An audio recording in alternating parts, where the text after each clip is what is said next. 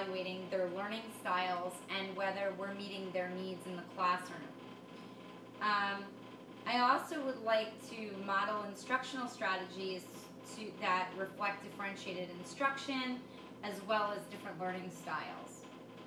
So that way we're touching every student and making sure that they can succeed in every classroom. This will be discussed further at curriculum committee meetings. We will go into some depth about poor student performance and just what things that we could do to improve our curriculum to make sure that every student is successful. Teacher evaluations. Formal observations and evaluations occur once a year for tenured teachers and 4 times a year for non-tenured staff. And a notice will be given a few days prior. I don't want this to be a gotcha moment. I want to see your best teaching. I want you to be prepared for it. I want to see what you can do. So I would like to do, prior to the observation, you will get a form in your mailbox, which I'd like you to complete and return to me at least 1 day prior to the observation.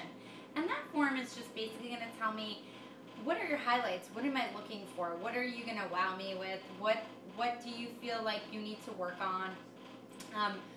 What is the lesson all about that I'm going to be seeing? Are there specific strategies you're trying with different students? It's just kind of to give me a heads up on where you want me to focus my attention during your observation.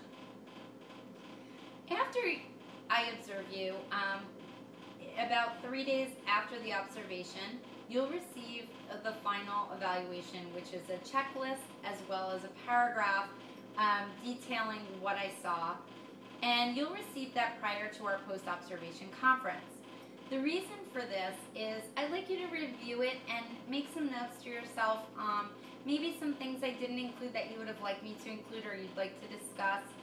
And that way, during the post-observation conference, which will be held in your classroom, because it's going to be very informal, I want to talk to you and discuss with you about what were the strengths that you felt in your lesson, what I saw as strengths, where are areas we could improve upon, and what we could do to make those improvements.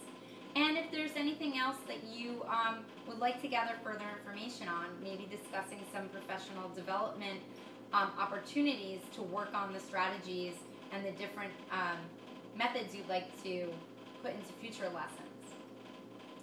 I also will be conducting informal observations, and they'll be done as walkthroughs many times throughout the year. This is not to catch you, but rather to try and catch some exceptional teaching. If I'm walking down the hall and I hear a class that's really excited, I might poke my head in. I just want to see what they're doing and what's gotten everybody so excited about learning. We will eventually be moving to the Danielson model of evaluation next year, and we'll be conducting some professional development workshops to ensure that everybody has a working understanding of this new evaluation. As a new administrator, I'd like to see what methods. I don't want to change too much of what we currently have in place, because I feel as though we need to see what works and what doesn't work before we just go making a bunch of changes. I also would like everyone to have some experience about this new evaluation technique. If a staff member on an evaluation receives an NI or a U on their checklist, through the post-observation conference, we'll establish a plan of improvement. And then we'll do an informal evaluation later on to make sure that those needs improvement or unsatisfactory categories are taken care of and improved upon. It's important for teachers to see each other's talents and to build on one another. So therefore, each teacher will make at least 3 observations of one another's teaching per year. These will be informal. There will be no write-ups. It's specifically for teachers to get some experience seeing what other people are doing in their classroom, what techniques and strategies they may have that will help them be able to utilize something new in their room. Accountability. Lesson plans will be turned in the first of every month to check to see that topics are aligned with the New Jersey Core Content Standards. There will also be bi-yearly student surveys. These again are not to evaluate teachers, but rather the learning process, which I had mentioned prior. Teacher evaluations and professional development attendance and needs are being met. Curriculum in the New Jersey Core Content Standards. This will basically be taken care of during the curriculum writing and revision process.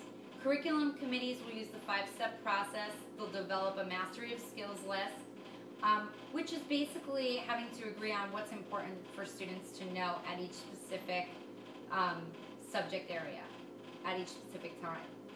After the mastery of skills is developed, we look for overlaps, and then we move on to textbook selections to go with that mastery of skills. Third, a scope and sequence chart is developed. There are 2 types of scope and sequence charts. There's a topic scope and sequence chart and a program one. The topic one is quite valuable, and what it basically does is it shows us where on the K through 12 continuum specific skills are taught. Without them, we wouldn't know where the gaps are and where the redundancies are. The program scope and sequence shows us week and the span of time through which a specific unit will be implemented. These lists and charts graphically show us how the standards are aligned with the units and show us additional information about enduring understandings, essential questions, and big ideas that frame each unit. And finally, the 5th part is the units of study. What are the goals? What are the sample activities? What are the formative and summative assessments that will illustrate that the students have actually acquired these goals? Professional development. Professional development is something that should hold value. It's not something that you should have to sit through.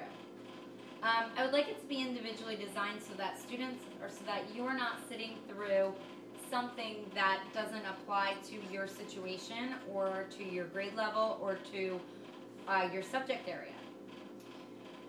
Sometimes we expect teachers just to jump into situations without training, and that's not fair. Everyone, again, doesn't have the same professional development needs, but you should be trained before we expect you to implement a new technique or strategy. The first professional development session I would like to implement will be basically for team building activities, personality reveal, multiple intelligence inventory, and a survey to discuss future professional development needs and wants. Supervisory plan for all. I would like to break students, the whole school, 15 students, with one teacher, and it will include all teachers, all members of the faculty, phys ed teachers, not just teachers that have a homeroom. So every teacher will be given 15 students for the 4 years that they're at the middle school. This will enable each student to really get to know and feel comfortable with that one teacher. They'll meet during one common study hall period per week for team building and discussion. So one teacher will meet with 15 students that they are assigned to, and that will happen and foster relationships between those students as well as the teacher that is in charge of them. This will happen during a study hall. Instead of having a homeroom study hall, you will be assigned with your 15 students. I also would like to do a formation of teacher teams for support. The teams will form next time, which will be composed of at least one senior teacher, 20 years plus, at least one middle career teacher, 10 to 19 years, one newer teacher, 5 to 9 years, and one really new teacher, less than 4 years.